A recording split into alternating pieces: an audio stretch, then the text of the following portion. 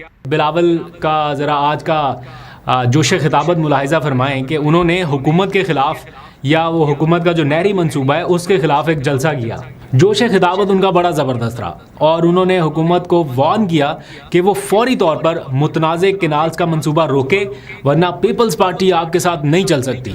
वो कहते हैं ना मेरे पास फॉर्म 47 है और ना ही सिलेक्टेड होने का सर्टिफिकेट, यानी अपनी ही इत्तेहादी हुकूमत को वो बड़ी खरी खरी सुना रहे हैं कि मेरे पास फॉर्म 47 नहीं है, ना मुझे कोई सिलेक्टेड कह रहा है। और कहते हैं मेरे पास जो है वो ये अवाम है जो सामने खड़े हैं।